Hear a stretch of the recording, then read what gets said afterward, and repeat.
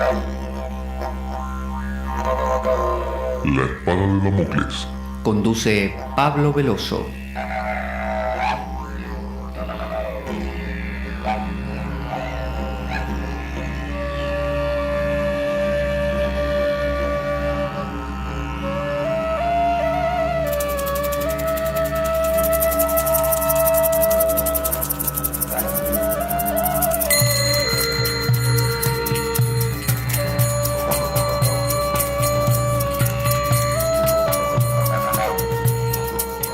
Tal como lo cortés no quita lo valiente, así lo hilarante no quita lo profundo.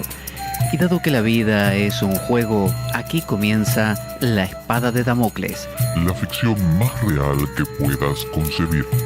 La Espada de Damocles es un programa que por mera falta de objetividad cree ser diferente. Personajes mitológicos salidos de los más profundos avernos. Leyendas escabrosas y sin sentido. Curiosidades inquietantes e inútiles. Historias antiguas malversadas por nuestra incapacidad de entendimiento. Y cuentos carentes de profundo significado.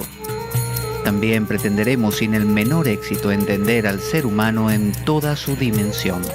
En suma, si quieres desperdiciar tu vida, aquí comienza La Espada de Damocles, la ficción más real que puedas concebir.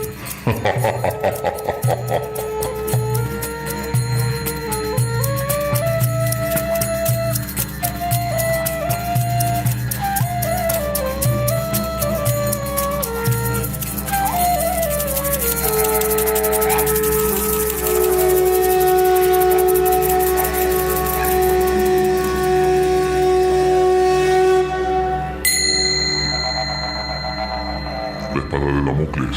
Conduce Pablo Veloso.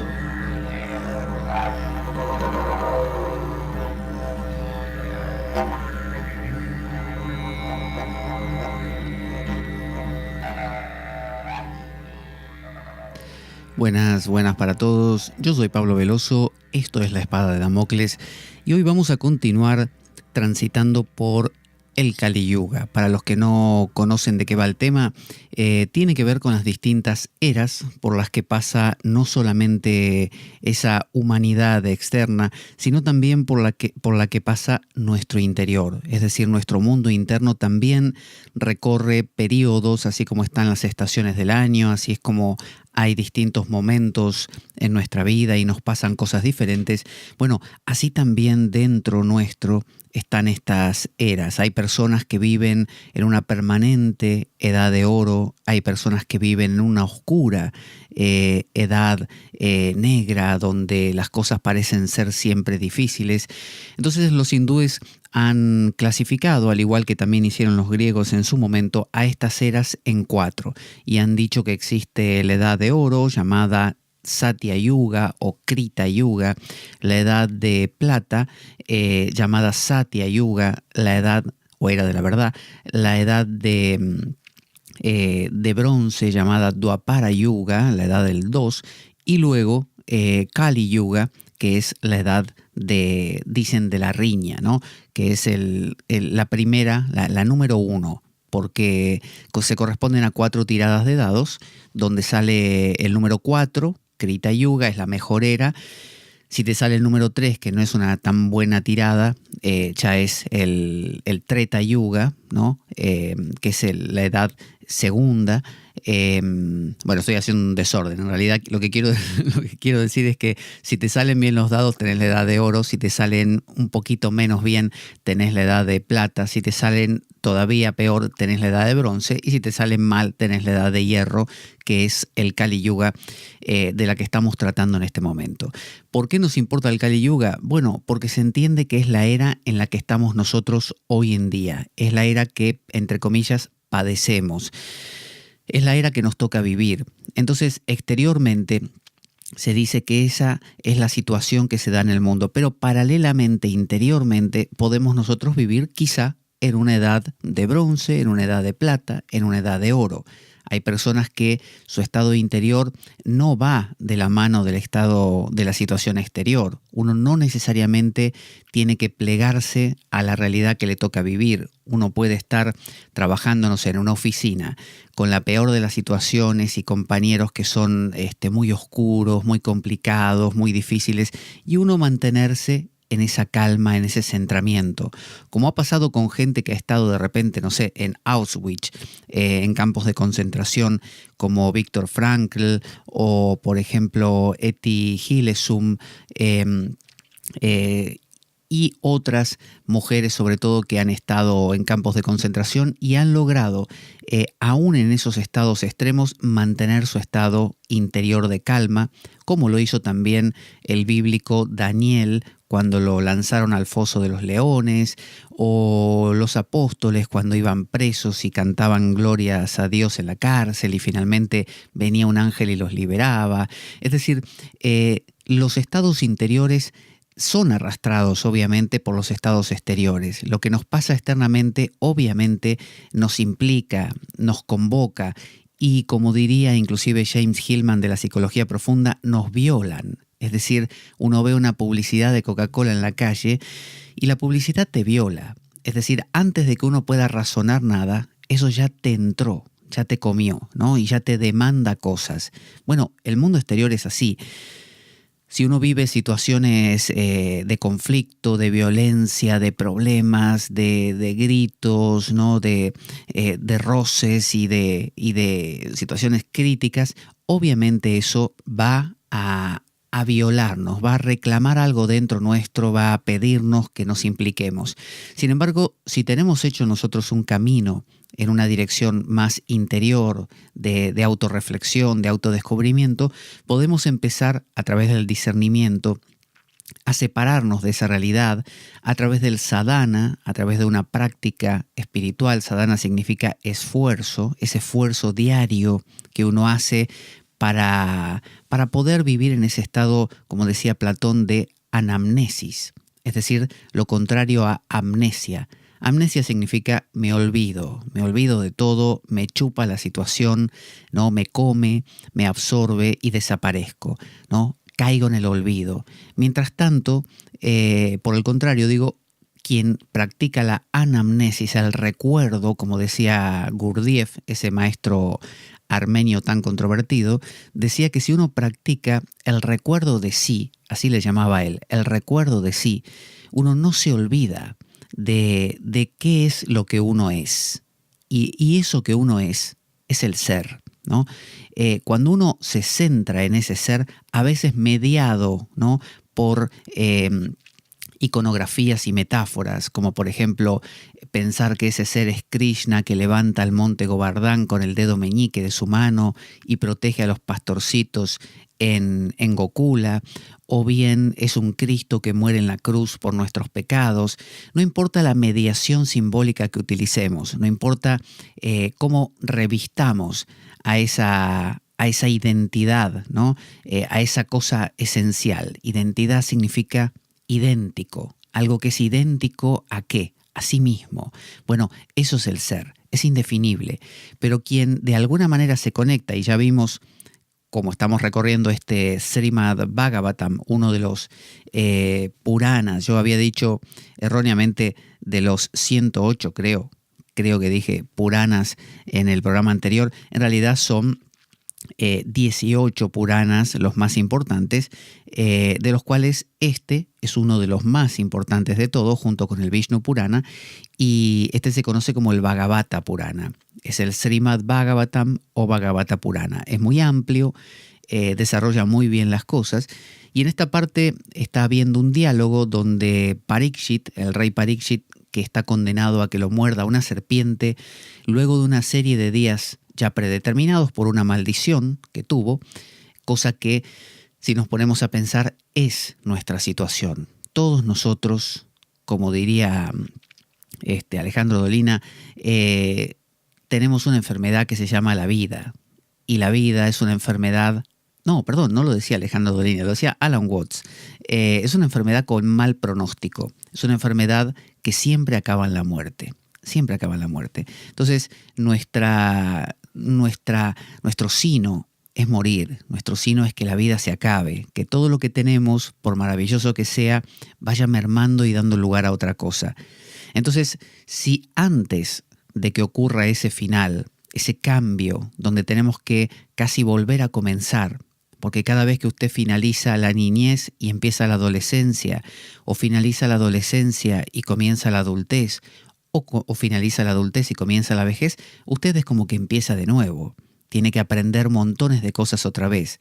Entonces, vale más aprender cuando uno está no en la transición, que son siempre momentos de crisis, momentos difíciles, donde uno tiene que ocuparse de mil cosas, sino cuando uno está en lo conocido. Entonces, Parikshit, el rey, no era ningún tonto y le pidió a este sabio que le iba enseñando, Sukadeva Goswami, que le explicara de qué iba la vida, cómo era todo esto, cómo había que entender al mundo. Entonces Sukadeva le está explicando. Y una de las cosas que le explica es cuáles son las diferencias entre las distintas formas de enfocar la vida. Si uno la enfoca desde el lado del Kali Yuga, bueno, uno vivirá en la era de riña, no solo externamente, sino internamente, peleándose con uno mismo. Luego, si uno vive en la edad de bronce, un poquito mejor, en el Dwapara Yuga, bueno, ya no se peleará tanto, pero todavía lo hará. Si uno vive en la edad de plata, en la edad del Treta Yuga, bueno, uno vivirá mucho más tranquilo, pero todavía no en esa armonía esencial. Y si uno vive en la edad de oro, en el Krita Yuga o Satya Yuga, bueno, uno vivirá en un perfecto equilibrio. Así que vamos a ir a nuestro Bhagavatam, donde le dice Parikshit el rey a Sukadeva Goswami. Sukadeva Goswami sería ese sabio que usted se puede encontrar en cualquier sitio, que puede ser hoy este podcast que está escuchando, mañana un libro que está leyendo, pasado mañana un gurú que usted conoce en persona, otro día es la vida misma, que con un revés, una bofetada le enseña algo. Así que dice, explícame las diferentes épocas de la historia universal, las cualidades especiales de cada era, la duración del mantenimiento y la destrucción cósmica y el movimiento del tiempo, que es la representación directa del alma suprema o Paramatman, el señor Vishnu. O sea, le preguntó básicamente un montón de cosas. Él quería que le explicara, como todos nosotros, queremos saber cómo es este gran reloj suizo que es la vida, ¿no? ¿Cuál es cada una de esas rueditas? ¿Cómo funciona? ¿Cómo se compagina una con la otra? Quizá esa es la pretensión de la ciencia, intentar dilucidar qué es esta gran maquinaria, cómo funciona, por qué funciona, y en el interín descubrir cuál es nuestro rol. Entonces Sukadeva Goswami, el sabio, le dijo, mi querido rey, en un principio, en la era de oro, vamos a ponerle estos nombres que no son los nombres hindúes, porque recuerde que la edad de oro en la India se llama Satya Yuga, era de la verdad, ¿no? O Krita Yuga. No tienen estos nombres de oro, plata, bronce y hierro, que sí usaron los griegos, pero bueno, vamos a echar mano de eso para poder traducirlo un poco. Así que en la edad de oro, primero empieza por ahí Sukadeva contándole la era de la verdad, Satya Yuga, Satya significa verdad, la religión está presente con sus 4 patas. Habla de que el Dharma, ¿no? La armonía de las cosas, el Tao, tiene 4 patas. Es como una vaca con 4 patas. Y va a ir contando Sukadeva que a medida que vaya decayendo ese equilibrio, va a ir perdiendo progresivamente una pata por vez, hasta que la pobre vaca se quede haciendo equilibrio sobre una sola pata. Esa es la realidad del Kali Yuga, que es la edad actual. Vivimos haciendo equilibrio sobre una sola pata. O sea, pendemos no de un hilo, de una hilacha directamente, de una hebra pequeña de lo que otrora fue una cuerda firme y sólida. Entonces, el Tao, el camino, la armonía universal, el Dharma, eso es lo que representa esta vaca sagrada que va perdiendo patas. Entonces dice, en esa época de oro, en la edad de oro, acuérdese que usted la puede vivir interiormente esto, estamos hablando de una realidad interna. Hay gente que vive en la edad de oro. Dice, la religión está presente con sus 4 patas intactas y se mantiene cuidadosamente por la gente, es mantenida cuidadosamente por la gente de esa era. O sea, todos colaboran para que eso se mantenga. Las 4 patas de la religión poderosa son verdad, misericordia, austeridad y caridad. O sea, cuando uno vive en la Edad de Oro, vive no diciendo la verdad, sino en la verdad. Es decir, no se somete a sí mismo a autoengaños, no se autosabotea, es sin dobleces, es lo que es. Por otro lado, está la misericordia. Esa persona es una persona sensible, es una persona que su cordia, su corde, su corazón, ¿no? Su cuerda, está conectada con los demás, ¿no? Tener misericordia significa ser capaz de enlazar con la cuerda de mi corazón a la miseria de otro, ¿no? Entonces, hay una conexión con el otro, no hay una separación, no somos islas. En la Edad de Oro todos estamos conectados, hay una unidad. Por otro lado, hay austeridad, es decir, capacidad de sacrificio. Hoy en día nadie quiere hacer sacrificios por nada. Nos parece que hacer un sacrificio es pérdida de tiempo o bien es propio de otras épocas donde la gente era menos, evolucionada y se daba con un látigo para agradar a Dios. Privarse no tiene sentido. Nos parece que el hedonismo significa, hedoné en griego es placer, así que para nosotros el hedonismo es entendido como una gratificación continua de los sentidos. Cuanto más, mejor. Sencillamente porque no hacemos lo que hicieron los griegos, que es pensar en el hedonismo y descubrir, como descubrió Epicuro, un gran hedonista, que cuando uno gratifica los sentidos en exceso, acaba dañándolos. Por ejemplo, usted toma un helado y lo disfruta muchísimo. Eso es hedoné, es placer. Pero usted toma 20 helados y usted se enferma. Entonces Epicuro decía, mira, yo te recomiendo una cosa, preferible 3 helados y parar que seguir 10 helados y después tener que ir a urgencias al médico porque te duele el estómago. Esa es la idea de Epicuro. Un placer, pero con racionalidad o con inteligencia. Hoy en día no. Hoy en día nos vamos de eso. Por eso la austeridad no quiere decir en este caso que uno se esté comiendo, no sé, como hacía San Francisco de Asís, mezclar agua y ceniza con la comida para no disfrutar ni siquiera del sabor de la comida, sino quiere decir ese placer, pero con medida, ¿no? Y tampoco un placer mío, individual. Hoy en día vivimos en mi placer. Quiero mi placer y me importa poco el daño que le cause a los otros. No. En la Edad de Oro hay una conciencia de unidad, una conciencia de totalidad. Por lo tanto, no se concibe mi placer, mi beneficio sin el de los demás. Entonces, dice, por eso también existe la caridad. Esas son las 4 patas. La verdad, es decir, ser conscientes de la verdad con mayúscula, que es todo es uno, ¿no? Todo lo que aparentemente es múltiple es una unidad, esa es la verdad. Misericordia, es decir, encordarse, ¿no? Conectarse con el otro, con el dolor ajeno. La austeridad, la capacidad de privarme, y la caridad, ¿no? El ser capaz de dar al otro. La gente de la Era de Oro son en su mayoría autosatisfechos. Es decir, cuando usted está insatisfecho, siempre está en busca de. Cuando, por ejemplo, usted en su vida no tiene verdad, no toca el ser, nunca se hizo, como dice Heidegger, la pregunta por el ser, bueno, anda por la vida, como diría Don Juan de Castaneda, que lo dijo con unas palabras un poco fuertes, cuando escucharon, una vez con Carlos Castaneda, estaban Don Juan y él, y escucharon ladrar un perro a lo lejos.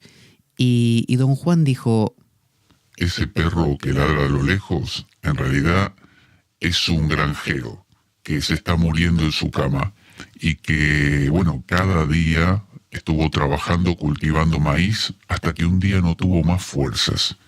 Y su perro está expresando ese lamento, el lamento de estar muriéndose y no saber ni siquiera por qué. Esa es una vida sin sentido, sin verdad. Es decir, es una vida de trabajo, una vida honrada, una vida honesta que tanto se pondera hoy en día, sin embargo, o se celebra, sin embargo, carece de profundidad. Entonces, dice Don Juan que hablaba del hijo de, ¿no? Aquella persona que es tan miserable que se desespera por comer su plato de comida, no sabiendo si mañana va a tener otro, como si ahí en eso le fuera la vida. Entonces, cuando uno ve a una persona desesperada que consume cualquier placer, lo que sea, dame lo que sea, como el adicto a las drogas que cuando ya no hay más de la droga, va, no sé, al dealer, al camello, y le pide su droga y el camello le dice, mira, no tengo esta, y el otro le dice, dame lo que tengas, dame cualquier pastilla, cualquier cosa que me atonte, no me importa qué. Y ahí es donde se produce daños infinitos, porque a veces consume mezclas y cosas que no son muy bien preparadas y resultan a veces fatales. Entonces muchas veces vivimos así, dame cualquier placer, necesito un estímulo, no importa, pegame. Hay gente que dice, prefiero que me dañes a pasar desapercibido. Hay personas que dicen, prefiero que me lastimes a que yo no te importe. Porque si no te importo, no existo. Si a nadie le importo, ni siquiera para odiarme, yo no existo. ¿Cómo sé que existo? Necesito un estímulo de algún tipo. Entonces, lo que dice aquí Sukadeva, que quien no está satisfecho, ¿ve? Autosatisfecho. Autosatisfecho significa estar satisfecho, pero no necesitar de una satisfacción externa. Yo estoy asentado en la verdad. No es que no necesite comer o no me agrade tomar un helado o pasear por el parque o ver una película. Lo hago también, es decir, lo hace la persona que está en este estado. Sin embargo, no lo necesita con desesperación como el otro. El pobre, como diría don Juan, hijo de que no tiene más que el placer de cada día, se desespera. Y cualquier cosa es útil y bienvenida para rellenar un vacío. Y así elige justamente cualquier cosa. Entonces dice, son autosatisfechos, misericordiosos, amables con todos, pacíficos, sobrios y tolerantes. Sobrios y tolerantes. Un poco relacionado con lo anterior. Ser sobrio significa ser austero, es decir, no pasarse, porque sabemos que el placer en exceso genera dolor. Ser tolerante, saber esperar, saber entender al otro, saber resistir algunas cosas sin quejarse. Por ejemplo, tolerar el calor y el frío. Si yo soy hipersensible porque no tengo norte, no tengo centro, no estoy autosatisfecho, no estoy centrado en el ser, todo me va a molestar. Porque tengo una constante sensación de que necesito moverme para saber que estoy vivo. Como no estoy asentado en el ser, no estoy en paz, no estoy autosatisfecho, ¿no? Feliz de estar en eso, no tengo ese samtoya, ese contento que dicen los Yoga Sutra, entonces me vuelvo melindroso, histérico, nervioso, todo me vuelvo hipersensible porque necesito aumentar la sensibilidad de mi radar para que todo me produzca un estímulo. En cambio, la persona que vive autosatisfecha baja la sensibilidad de su radar porque su fuente de satisfacción ya se la da su asentamiento en el ser. Y usted dirá, ¿el asentamiento en el ser no es un poco monótono y aburrido? Porque no le veo mucha gracia a sentarse en el ser. Por ejemplo, ¿qué vas a hacer hoy? Y nada, me voy a asentar en el ser. Bueno, claro, visto desde fuera, resulta una cosa sumamente monótona, aburrida, sin emoción. Pero hay que ver qué entiende usted por emoción. Si usted entiende subirse a una montaña rusa, lanzarse por un puente y rebotar, tirarse por paracaídas de un avión, tener sexo vertiginoso con cuanta persona se cruce, y no se compara con eso. Es otro tipo de placer, un placer que los hindúes llaman ananda, bienaventuranza. Es una bienaventuranza siempre nueva, es decir, siempre se encuentra algo más, es inagotable ese ser.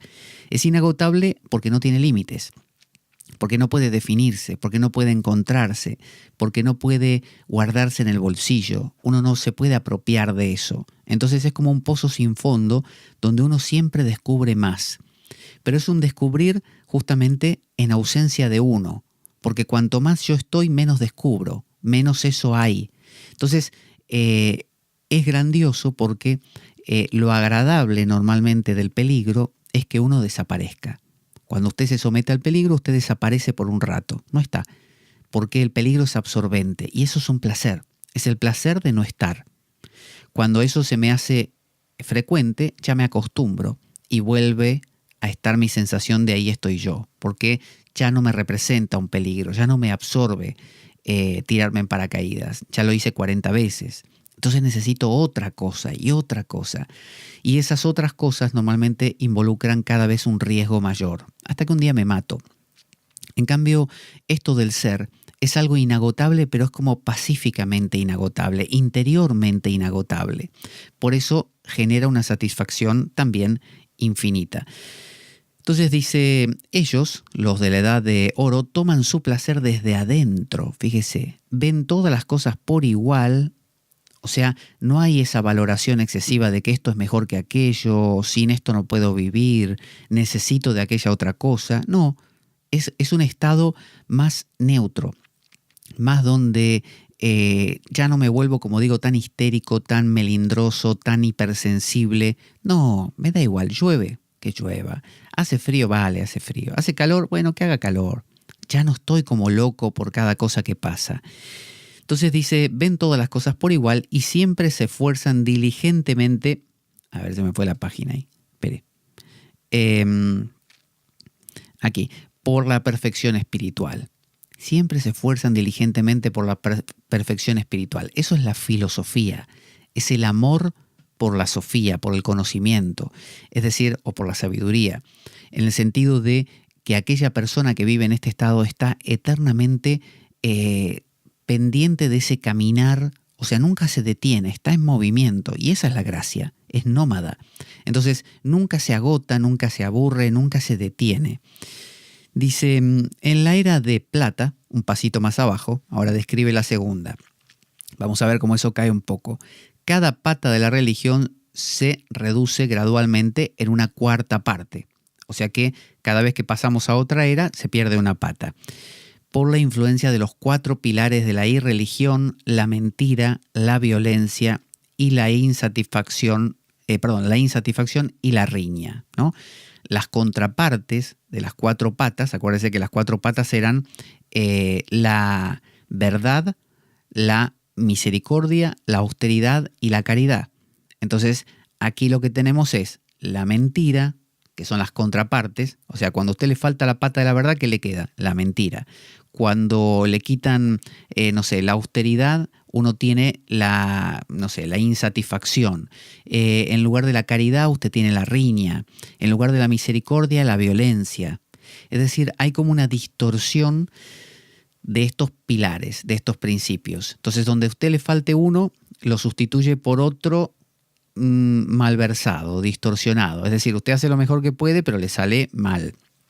Es como si usted le dijera, mira, no tenemos comida para comer. ¿Y qué comes? Y bueno, como algo que se parezca a la comida, aunque sea como papel. Y el papel, bueno, se parece porque me llena el estómago, pero alimentar no alimenta. Y digerir me cuesta mucho digerirlo. Entonces me termina matando. Entonces es un sustituto de la comida, pero no es comida. La comida es lo que verdaderamente te alimenta. Dice, en la era de plata, las personas se dedican a realizar rituales y austeridades.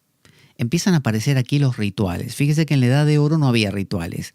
La edad de oro es un estado donde usted está bien, pase lo que pase. Hablando ahora interiormente. Quien está en la edad de oro está bien, está asentado en su ser. No es una persona que dependa mucho de ningún libro sagrado, o sea, no depende en absoluto de ningún libro sagrado, aunque pueda tenerlo y usarlo. No depende de la misa o de la reunión en la mezquita o de los rituales de ningún tipo. No los necesita, está bien. Acuérdese que ritual viene de ritam en la India, ritam, que es una palabra que se vincula con la palabra ritmo. Las cosas tienen ritmo. El ritmo del día y de la noche, el ritmo de las estaciones del año, el ritmo de las 4 eras que estamos viendo, el ritmo del sístole y diástole del corazón, el ritmo de la respiración de sus pulmones, el ritmo de todo, ¿no? Despertar y dormir, día y noche. Entonces, cuando uno funciona con el ritmo, está en armonía. Por ejemplo, un baterista que toca en una orquesta, en una banda de rock, y el bajista va a ritmo con el baterista, bueno, la cosa tiene ritmo. Pero si el bajista o el baterista se empiezan a ir de ritmo, de los compases, y tocan a destiempo, uno con su oído, si lo tiene sensible, dice, esto no está sonando bien, me molesta, ¿no? Me choca, hay algo acá que va desfasado. Bueno, eso significa que usted perdió el ritmo, y ahí aparece el ritual, que lo que produce es que otra vez enganche el ritmo. Cuando usted hace un ritual, lo que hace es, normalmente, fíjese que los rituales consisten en cantos que son repetitivos, con cierta cadencia. Fíjese cuando usted no se reza un rosario. ¿Qué dice? Dios te salve María, llena de gracia, Señor es contigo, bendita tú eres de todas las mujeres, bendito es el fruto de tu vientre, Jesús. Santa María, Madre de Dios. Empieza como a generar una especie de canturreo, que si usted es hindú dirá Om Bhurva Swaha Tatsavituru Varenyam Bhargo Devasya Dhimahi Dhiyo Yona Prachodayat Om Bhurva Swaha. Y si es musulmán dirá A'udhu Billahi Minash Shaitanir Rajim Bismillahir Rahmanir Rahim.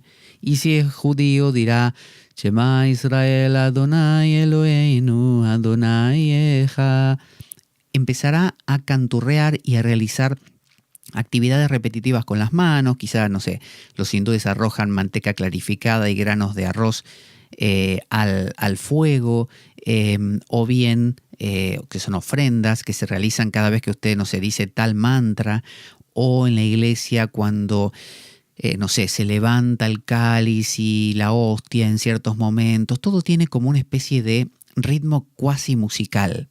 Bueno, lo que está haciendo todo eso es que usted vuelva a entrar en un patrón rítmico que ha perdido. La idea del ritmo o de los ritmos es devolverle el equilibrio que usted perdió interiormente.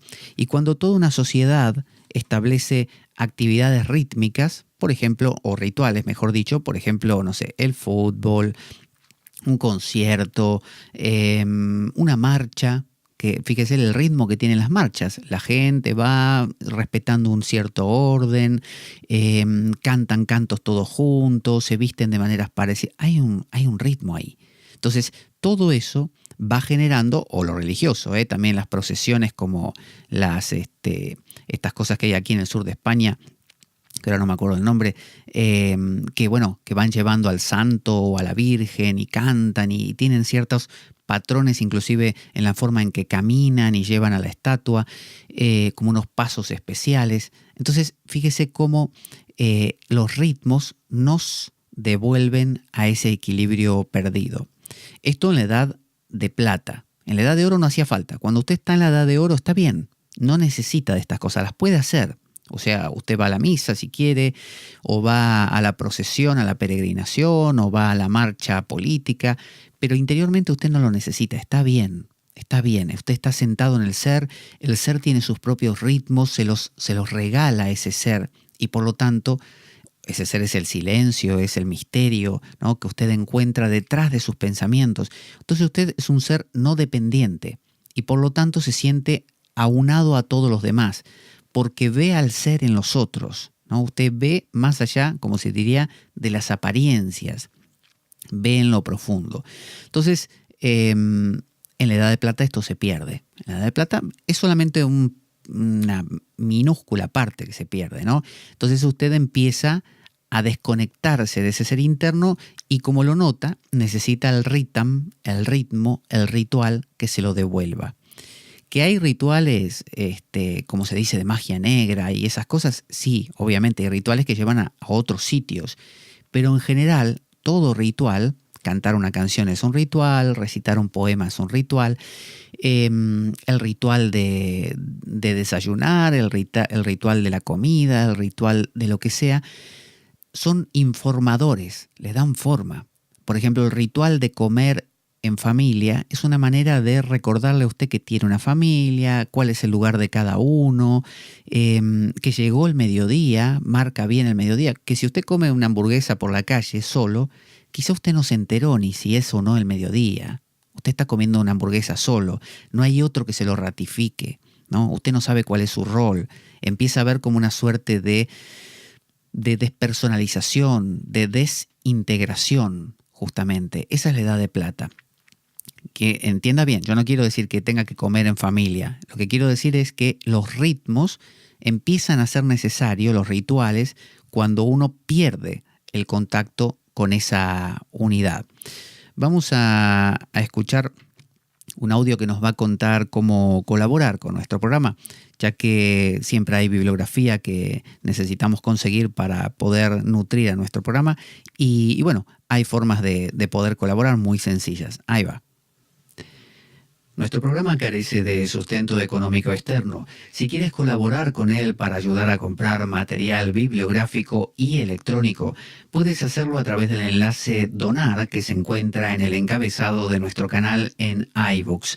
Allí tienes una opción de donar mediante tarjeta de crédito, débito o PayPal. También puedes elegir apoyar al programa mensualmente definiendo una suma que se te debitará cada mes de tu cuenta, también a través del enlace de iVoox. Si prefieres hacerlo por transferencia bancaria, puedes pedirme el número de cuenta del programa a info@gmail.com. Puedes escribirme a dicho correo si tienes dudas también. Y desde ya, muchas gracias por tu ayuda. Así que bueno, eso es importante para poder colaborar con el programa y ayudar a que consigamos estos materiales a veces tan costosos. Entonces estamos en la edad de plata. Dice, no son excesivamente violentos en la edad de plata o muy atraídos al placer concupiscente. Recordemos que una cosa es el placer y otra es el placer concupiscente. La concupiscencia se entiende que es un placer como desmedido, ¿no? Como una especie de imperativo interior que te lleva a buscar el placer exagerado, ¿no? Y sin parar. No, en esta edad de plata, cuando usted está en la edad de plata, usted sabe que perdió un equilibrio, una conexión con el ser, realiza algunos rituales, no sé, recita el Bhagavad Gita, canta unos mantras con el Japamala, hace el rosario cristiano, la liturgia de las horas y siente que usted reconecta. Eso lo reconecta, hace el salat musulmán. Dice, su interés se centra principalmente en la religiosidad, el desarrollo económico y la complacencia de los sentidos regulados. Regulado no quiere decir que haya una autoridad que le esté diciendo que sí y que no. En la edad de plata, regulado quiere decir que usted entiende que tiene que haber una cierta disciplina y que ciertas cosas no le hacen demasiado bien, por lo tanto las evita, y las evita sin problemas. Es decir, usted raramente vaya a caer en drogas, en un sexo desenfrenado, en fiestas todas las noches, ¿no? Y volver a las 7 de la mañana. Usted va a tender a buscar una vida, como diría Platón, una vida de necesidades necesarias y no de necesidades innecesarias, porque eso iría en desmedro de su conexión con el ser, que es lo que a usted en la edad de plata le interesa recuperar. Entonces dice, están en la edad de plata las personas más centradas en la religiosidad, justamente en religar, volver a conectarse, en el desarrollo económico, es decir, en el progresar, en acumular algunas cosas, pero no en exceso, complacencia de los sentidos regulados, o sea, no habla aquí de celibato ni nada por el estilo, y logran la prosperidad, ¿no? Se vuelven muy prósperos. Próspero significa que usted interiormente se siente abundante, no pobre. Todo esto también se refleja exteriormente. Una sociedad que vive en la edad de plata es una sociedad así, con conexión con lo espiritual, con valoración de los rituales, con disfrute sensorial pero no excesivo, siguiendo las prescripciones de los 3 Vedas, dice, ¿no? En este caso porque es hindú. Es decir, dándole importancia a lo que dice la tradición. Los judíos utilizarán la Torá y el Talmud, los hindúes justamente los Vedas, los Upanishads, los distintos textos para las distintas ocasiones, como los Tantras, como los Itihasas, los Puranas. Uno de ellos es este Purana, el Bhagavata Purana, uno de los 18 principales. Los cristianos lo harán con los evangelios, por ejemplo, las epístolas y el Antiguo Testamento también. Aunque en esta era, dice, la sociedad evoluciona en 4 clases separadas, oh rey. La mayoría de las personas son brahmanas. Es decir, en la Edad de Oro no hay clases. En la Edad de Oro no es que que haya, no sé, el brahmana, el sacerdote, el guerrero, el trabajador manual y el comerciante. No, todos son la misma clase social. Es decir, cuando uno vive en la Edad de Oro, uno no siente diferencia entre la mente, el cuerpo, el espíritu. No dice cosas como: bueno, esto lo estoy recibiendo desde el espíritu a mi mente y mi cuerpo ahora está sintiéndose un poco cansado. Usted no siente así. Directamente usted siente que todo es una unidad. No se le plantea la idea de hablar de cuerpo, mente, espíritu, memoria. No, todo es una sola cosa. No hay diferencia. Entonces no hay mayor y menor. No hay, esto lo pensé racionalmente, por lo tanto no es tan profundo como aquello que me vino por intuición. Es toda la misma cosa. Y exteriormente, una sociedad en la Edad de Oro es una sociedad que no hay diferencias.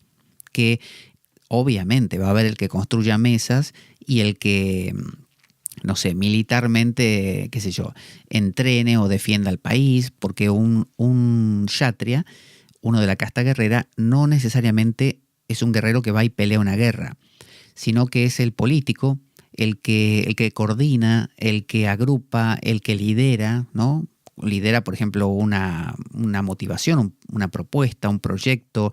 Vamos a hacer tal cosa, vamos a construir esto. Esa especie de caudillo, ese es el kshatriya. Entonces no necesariamente tiene que ir a pelear una guerra. Pero en la era de plata ya aparecen las 4 castas, pero agregan atenuante. Dicen, aunque haya 4 castas, la mayoría son brahmanas. ¿Qué era brahmana? Brahmana era su dimensión, si hablamos interiormente, su dimensión espiritual. Es decir, lo que usted llamaría la parte más profunda de usted, ¿no? Imagínese que usted se acerca en la meditación zen, supóngase, al silencio, ¿no? Se sienta y cada vez la mente se aquieta más, hasta llegar a un silencio absoluto. Bueno, usted vaya siguiendo esa mente que se va aquietando más, justo cuando queda un hilito de mente, un nada, eso es lo espiritual. Eso es lo más sutil que tiene usted. Eso es el brahmana. Eso es el sacerdote. Y no el sacerdote de la parroquia de la esquina o el brahmana hindú. No. Se está refiriendo a una dimensión nuestra, al buddhi, ¿no? A la parte más profunda del ser humano, ¿no? Donde la mente se vuelve súper sutil. Eso es brahmana. Entonces, lo que dice es que, aunque no hay clases, todos viven en contacto con ese espíritu. Es decir, todos tienen esa sensibilidad. Imagínense una especie de sociedad de meditadores. Pero no de meditadores mojigatos, porque habla de que sí disfrutan del placer, un placer regulado, en el sentido de un placer equilibrado. Esa es la Edad de Plata. Dice, la mayoría son brahmanas. Dice, ahora, en la Edad de Bronce, un paso más abajo, la vaca pierde otra pata, Edad de Bronce, Dwapara Yuga, que es en la que apareció Krishna. En la anterior era en la que había aparecido Rama, en el Treta Yuga, Edad de Plata. En la de Bronce, las cualidades religiosas de la austeridad, la verdad y la misericordia, y la caridad, también, se reducen a la mitad de sus homólogos irreligiosos: insatisfacción, la mentira, la violencia y la enemistad. Ahora digamos que hay, como dirían los norteamericanos, 50-50, ¿no? 50 y 50. En la Edad de Plata había, digamos, 3/4 de equilibrio y 1/4 de desequilibrio. En la Edad de Oro es todo equilibrio. En la Edad de Plata ya hay 1/4 de desequilibrio y 3/4 de equilibrio todavía, o sea que pesa bastante la armonía. Bueno, en la Edad de Dwapara Yuga, la de Bronce, no. En la de Bronce tenemos igual cantidad de armonía y de inarmonía, o sea que la cosa se pone más difícil.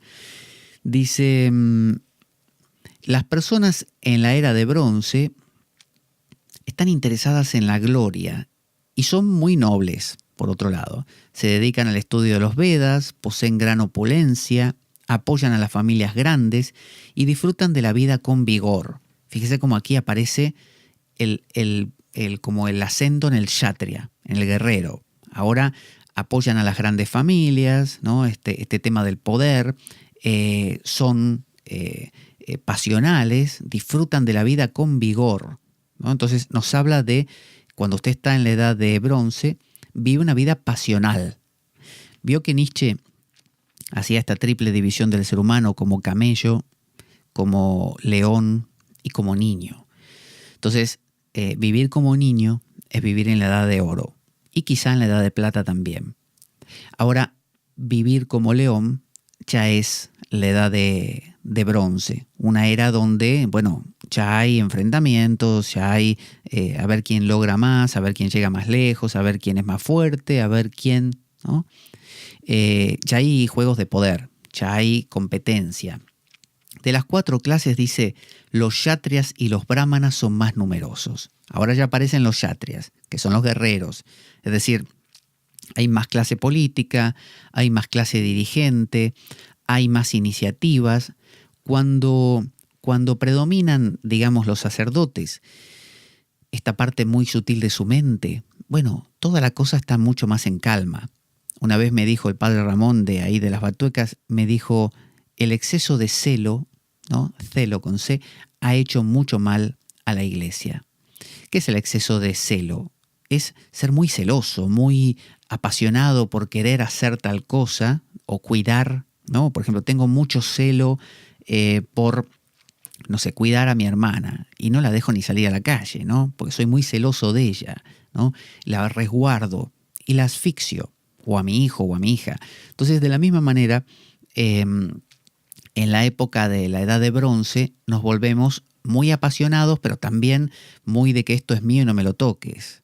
Entonces, obviamente van a surgir un montón de contiendas, porque si yo vivo la vida con vigor y me vuelvo celoso de mis cosas, y el otro casualmente hace lo mismo, pero en la dirección contraria, y ahí van a pasar cosas como finalmente la guerra del Mahabharata, que ocurrió hacia el final del Dwapara Yuga, donde se enfrentaron en una guerra fratricida los Pándavas y los Kauravas, y básicamente se hicieron polvo. Y se dice que fueron miles de seres humanos, es una metáfora, pero bueno, miles de seres humanos que peleaban no solamente los dos bandos estos hindúes, sino que además se sumaron, por decir, otros países, y todos peleaban en uno de los dos bandos, y que mermó la población mundial por la destrucción que se produjo ahí en Kurukshetra. Entonces, cuando usted vive en la edad de bronce, usted vive con pasión. Todavía hay muchos brahmanas, es decir, usted todavía tiene ese contacto con el ser. Tiene de alguna manera, a través de rituales también, fíjese que dice que se dedican al estudio de los Vedas, ¿no? Hay un respeto todavía por las escrituras, pero ya las escrituras se estudian, ¿no? Ya no se viven tanto, se estudian mucho. Entonces está el análisis, la historicidad, ¿no? Se empiezan a revisar muchas cosas de las escrituras, todo menos practicarla a veces, ¿no? Por último, en la era de Riña, que es la nuestra, acuérdese, la nuestra exteriormente, usted puede estar internamente en otra, pero exteriormente. En la era de Riña solo una cuarta parte de los principios religiosos se mantienen. O sea, de los 4 pilares que sostenían a la vaca del Dharma, estos 4 pilares, se los repito, eran la verdad, la misericordia, la austeridad y la caridad. Bueno, de esos 4 solo queda uno. Entonces, los otros 3 se distorsionan. Por lo tanto, ya no hay 50-50 como había en la Edad de Bronce. Ahora usted lo que tiene es 3/4 de inarmonía y solo 1/4, un ápice. Usted pende de un hilo. Tiene lo que le queda de recuerdo, anamnesis del ser es nada, mínimo, es una gotita. Entonces dice, el último remanente puede disminuir los continuos aumentos de los principios de la irreligión y finalmente será destruido, ¿no? Es decir, ese último remanente, ese cuarto que le quedaba de Dharma, resiste un tiempo y llega un punto que será destruido. No dice que, no, prevalecerá, se irá haciendo más... No, dice que se destruirá. O sea que si usted ve una persona que está en la edad de riña, está en la edad de hierro, en el Kali Yuga interiormente, una persona que 3/4 partes de ella son inarmonía y solo una armonía, sepa usted que esa persona va a ir en decadencia, porque tiene que ser así, tiene que llegar a destruirse todo para volver a resurgir. Es una idea muy heracliteana esta. Dice, en la era de riña tienden a ser codiciosos, los seres humanos, mal educados. Usted es codicioso cuando siente que, de nuevo, que usted es un hijo de, ¿no?, como decía don Juan de Castaneda, un miserable, ¿no?, que no tiene, que nada le satisface, que no encuentra norte, que no sabe de qué va la vida. Entonces usted se vuelve enfadado con todo y con todos, como pasa mucho hoy en día con los adolescentes que son educados de una manera que nadie les enseña, no digo valores morales, sino el contacto con el ser. Entonces, es criar una persona que no tiene ni idea para qué vive, ni por qué, pero no porque haya un sentido de vida en el fondo, sino me refiero a no conoce la dimensión del silencio, ¿no?, lo que hay detrás del ruido de la mente, no lo conoce. Entonces, lo único que conoce es el ruido de la mente. El ruido de la mente le parece insatisfactorio, obviamente. Entonces se vuelve violento, codicioso, avaricioso, esos 7 pecados capitales, ¿no? Dice, se vuelven maleducados y sin piedad. Fíjese cómo hoy en día mucha gente carece de piedad, es decir, no es capaz de ayudar, cuidar, preservar al otro, sencillamente porque necesitan lastimar, y es lógico. Si yo no me siento vivo porque no tengo contacto con el ser, no estoy autosatisfecho, la única manera de sentir que existo es tocar a los demás para que reaccionen y aunque sea hagan algo hacia mí y así yo me entere con sus voces, con su griterío, que estoy vivo. Entonces, ese lastimar a los demás muchas veces es una manera de acordarme que estoy vivo, ¿no?, de enterarme. Entonces me vuelvo violento para los otros. Por eso fijémonos que estas 4 eras son muy vigentes. Porque no se trata de que uno diga, bueno, qué sé yo, esto es un invento de los hindúes que se imaginaron que en otras eras eran así, así. No, mírelo hoy. Usted ve gente, muy poca, en la edad de oro interiormente. Usted ve gente en la edad de plata. Usted ve gente en la edad de bronce. Y usted ve una gran mayoría en la edad de hierro. Voy a cantar un mantra que, si bien no tiene que ver exactamente con el nombre, Kali Yuga y la diosa Kali no son lo mismo, ya que la vocal A en ambas palabras tiene una duración diferente y por eso son 2 palabras distintas. Pero bueno, como fonéticamente suena igual y Kali tiene que ver también con la destrucción, vamos a cantar, a entonar un mantra con la ayuda del Shruti Box, que es una especie de armonio pequeñito, y cantaremos Kali Durga Namo Namah. Hasta preparar eso, voy a poner una música de fondo y enseguida regreso cuando monte todo este aparataje. Ahí va, ¿eh? Ponemos un segundo.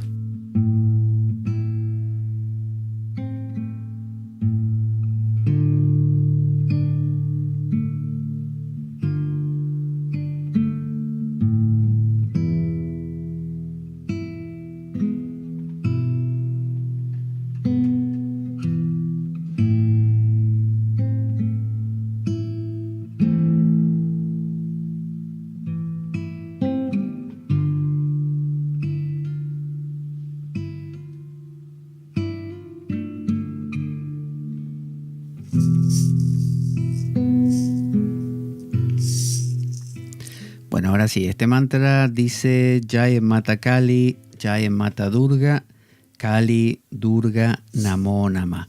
Durga es una diosa de la India muy intensa, al igual que Kali, pero Kali, bueno, es un poco más fuerte todavía y tiene que ver con la energía de la transformación. El cantar estos mantras no significa estar adorando a un dios externo. Eso es lo que pensaría en tal caso una persona muy en el Kali Yuga, muy básica. En realidad se trata de maneras, como decíamos, como en la Edad de Plata, de revestir a ese ser de un ropaje maravilloso y lleno de colores, por ejemplo, llamándolo Kali, Durga y demás tal como hacen los hindúes. Ahí va.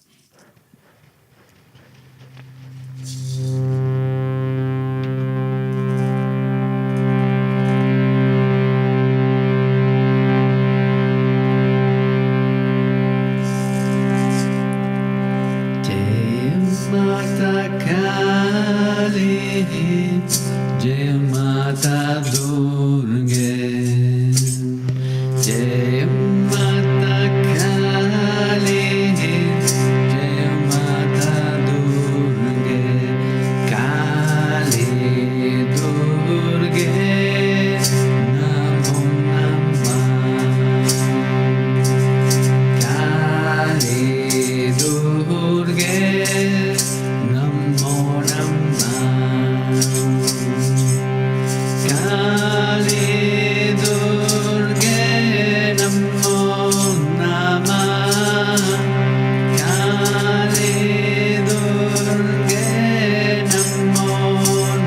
Durga Namo Namah.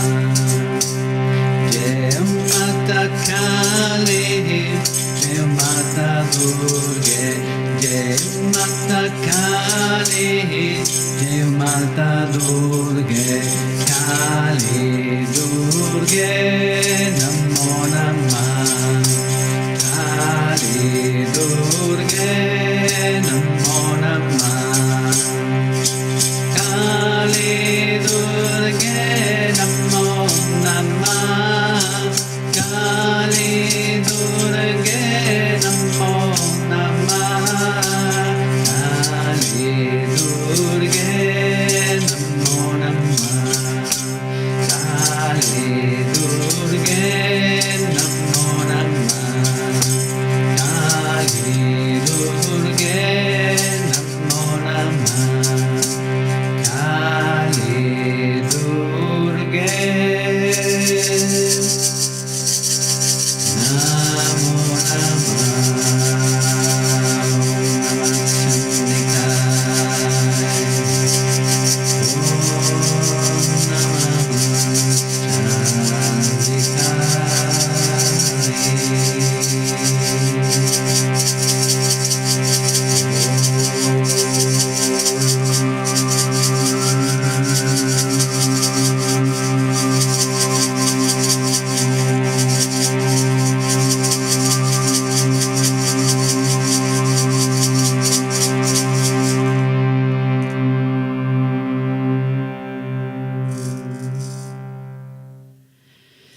Muy bien, hemos cantado un mantra, o he cantado un mantra, bueno, espero que usted en su casa también, un mantra a Kali, a Durga, que tiene que ver en algún sentido entonces con este Kali Yuga, porque Kali es la diosa principal del Tantra hindú, y ya veremos que en la era de Riña, en la era de Kali Yuga, una de las prácticas principales va a ser el mantra. Vamos a poner nuestra cortina de despedida ya para encontrarnos en la siguiente ocasión. Yo soy Pablo Veloso, esto es La Espada de Damocles y nos vemos en el siguiente programa. Ahí vamos. Avanti, damocleanos.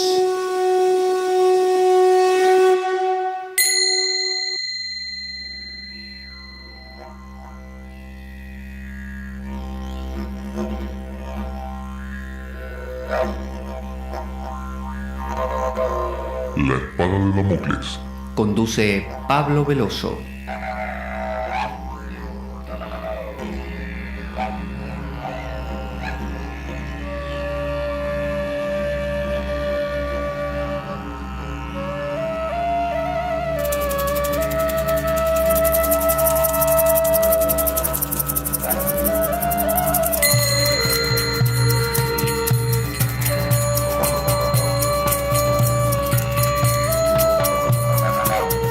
Y dado que la vida es un macabro juego, concebido por una mente perversa, únete a nosotros en nuestro próximo programa, cuando escuches las siguientes palabras.